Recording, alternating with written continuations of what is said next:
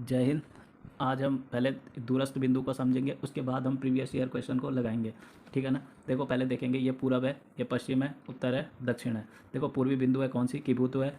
और ये पश्चिमी बिंदु जो है गौर माता है। ऊपर जो है ये उत्तरी बिंदु जो है इंदिरा कौल है। और दक्षिणी बिंदु जो है मुख्य भूमिका वो कन्याकुमारी है। वैसे पूछेगा भारत का दूरस्थ बिंदु कौन सा है, तब इंदिरा पॉइंट बोलेंगे। तब कौन सा बोलेंगे, इंदिरा पॉइंट। लेकिन बोलेगा मुख्य भूमिका दक्षिणतम बिंदु कौन सा है, तो वो कन्याकुमारी है। बोलेगा भारत का दूरस्थ बिंदु कौन सा है, तो इंदिरा पॉइंट है। ठीक है ना, ये आपको ध्यान रखना है, इंदिरा पॉइंट है। देखो ये यहाँ पर देखो अक्षांश जो है, ये अक्षांश ये 68 डिग्री 7 मिनट से 97 डिग्री 25 मिनट है। यहाँ पर ये 37 डिग्री 6 मिनट से उत्तर में, और ये दक्षिण में कितना है, 8 डिग्री 4 मिनट है। जबकि कन्याकुमारी ये जो इंदिरा पॉइंट है ये 6 4 पर है। कितने पे, 6 डिग्री 4 मिनट पर है। यह आपको ध्यान रखना है।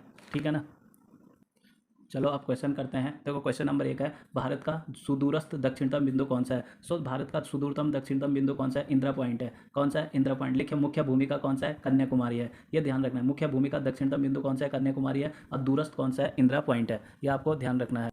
देखो अगला क्वेश्चन है, भारत का दक्षिणतम बिंदु कहाँ पर है, कहाँ पर है। देखो ये यहाँ पर जो है वो तो दे नहीं रखा क्या, इंदिरा पॉइंट, इसलिए यहाँ पर क्या क्या मान दिया जाएगा, कन्याकुमारी। भारत का दक्षिणतम बिंदु कौन सा है, कन्याकुमारी। मुख्य भूमिका ही पूछ रहा है, तो कौन सा हो जाएगा, कन्याकुमारी। अगला क्वेश्चन है कि भारत का सुदूर दक्षिण में इंदिरा पॉइंट निम्नलिखित में से कहाँ स्थित है। तो कहाँ स्थित है, ग्रेट निकोबार में, यानी ग्रेट निकोबार यानी बड़े निकोबार में। ठीक है ना। ग्रेट निकोबार में क्या है, इंदिरा पॉइंट है। ठीक है ना। इसे पिग्मेलियन पॉइंट या पार्सन पॉइंट के नाम से भी जाना जाता है। किसे, इंदिरा पॉइंट को। यह आप ध्यान रखेंगे। अब देखो क्वेश्चन नंबर 4 है, भारत के राज्यों का निम्नलिखित में से कौन सा एक युग में सबसे पूर्वी और सबसे पश्चिमी राज्य को इंगित करता है। तो सभी को पता है, सबसे पूरब में कौन है, अरुणाचल प्रदेश। और पश्चिम में कौन सा है, गुजरात है। ये आपको ध्यान रखना है। तो ऑप्शन डी इसके हिसाब से सही हो जाएगा।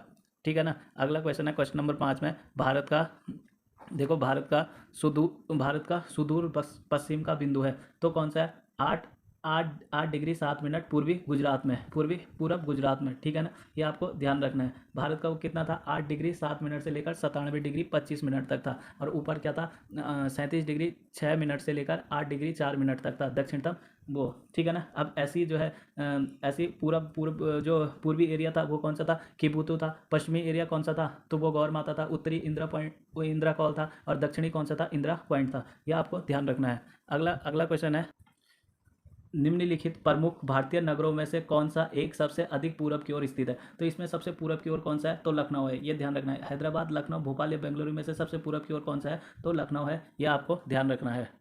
देखो अगला क्वेश्चन है कि भारत का वह स्थान है जहां पर बंगाल की खाड़ी, अरब सागर तथा हिंद महासागर मिलते हैं। तो जाहिर सी बात है कन्याकुमारी है। ठीक है ना। जो कि मुख्य भूमिका क्या है, दक्षिणतम हिस्सा है, कौन सा है, वो कन्याकुमारी है।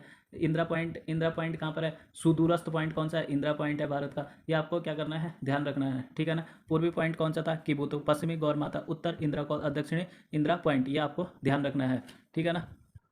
अगला क्वेश्चन है 14वें नंबर का, भारत और पाकिस्तान के मध्य सीमा रेखा का एक उदाहरण है। कौन सा उदाहरण है, तो अध्यारोपित सीमा रेखा। अध्यारोपित सीमा रेखा उसको बोला जाता है जिसे जो हमें बाह्य शक्ति द्वारा क्या कर दिया जाता है, आरोपित कर दिया जाता है। जैसे ब्रिटेन हमारे ऊपर शासन कर रहा था, तो उसने हमारे और पाकिस्तान के बीच में एक रेखा खींच दी, जिसका नाम था कौन सी रेखा, रेड क्लिफ रेखा। तो उसी ने क्या करा था, हमारे ऊपर उसको क्या रखा था, आरोपित अध्यारोपित किया था। ठीक है ना। ये आपको ध्यान रखना है। अगला क्वेश्चन है, रेड क्लिफ रेखा कौन सी है। भारत और पाकिस्तान को अलग करने वाली रेखा कौन सी है, रेड क्लिफ रेखा है। भारत और पाकिस्तान को अलग करने वाली रेखा का नाम क्या है, रेड क्लिफ। अमेरिका और कनाडा को 49वीं समांतर रेखा अलग करती है। भारत और चीन को करती है मैकमोहन। ठीक है ना। रूस और फिनलैंड को करती है मेन रहीम।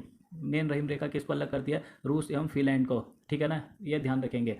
अगला क्वेश्चन है, अगला क्वेश्चन है कि भारत और चीन की उत्तर पूर्वी सीमा का सीमांकन कौन सी रेखा करती है। तो कौन सी करती है, भारत और चीन को अलग करने वाली रेखा कौन सी है, मैकमोहन रेखा है। डूरंट किसको करती है, पाकिस्तान या अफगानिस्तान को, या अफगानिस्तान या अखंड भारत को। तो रेड क्लिफ किसको करती है, भारत और पाकिस्तान को। यह आपको ध्यान रखना है। अगला क्वेश्चन है कि अगला क्वेश्चन है, क्वेश्चन नंबर 17वां, किसके द्वारा भारत श्रीलंका से अलग होता है। तो किसके होता है, पाक जल डमरू मध्य द्वारा भारत श्रीलंका से क्या होता है, अलग होता है। पाक जल डमरू मध्य कौन किस किस को जोड़ता है, पाल की खाड़ी और मनार की खाड़ी। रॉबर्ट पाल वहाँ के गवर्नर थे, उन्हीं के नाम पर वो जल संधि पड़ी हुई है। ये जल डमरू क्या हुआ है, पड़ा हुआ है। सुएज नहर किसको जो अलग करती है, भूमध्य सागर और लाल सागर को अलग करने वाली नहर कौन सी है, सुएज नहर है। ये आपको ध्यान रखना है। अगला क्वेश्चन है, देखो अगला क्वेश्चन है कि भारत के किस प्रदेश की सीमाएं तीन देश क्रमशः नेपाल, भूटान एवं चीन से मिलती है? तो किसकी मिलती है? सिक्किम की मिलती है। ठीक है ना, किसकी मिलती है? सिक्किम की मिलती है। नेपाल को स्पर्श करने वाले भारत के राज्य कौन कौन से बताए थे?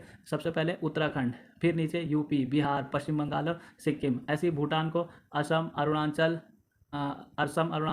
और सिक्किम और एक और पश्चिम बंगाल। ठीक है ना, ये आपको ध्यान रखना है। ठीक है ना, ऐसे ही चाइना को कौन कौन से राज्य भारत के स्पर्श करते हैं? तो चाइना को सिंपल से थे 5 राज्य है, जम्मू कश्मीर, उत्तराखंड, हिमाचल, सिक्किम और अरुणाचल प्रदेश। ये आपको ध्यान रखना है। ठीक है ना, अगला क्वेश्चन है, देखो अगला क्वेश्चन बता रहा है 19वां में भारत के निम्नांकित राज्यों में से किसके 3 तरफ से अंतर्राष्ट्रीय सीमाएं हैं? तो 30 तरफ से कौन घिरा हुआ है? त्रिपुरा किससे घिरा हुआ है? बांग्लादेश से 3 तरफ से घिरा हुआ है। नागालैंड किससे लग रहा है? तो म्यांमार से नागालैंड क्या करता है? सीमा बनाता है। ठीक है ना, असम बांग्लादेश से लगता है और पश्चिम बंगाल भी किससे लगता है? बांग्लादेश से। लेकिन त्रिपुरा किसके 3 ओर से घिरा हुआ है? तो बांग्लादेश के तीनों ओर से घिरा हुआ है। इतना आप ध्यान रखेंगे। आज के लिए इतना ही बहुत है, अब मिलेंगे कल, तब तक के लिए धन्यवाद।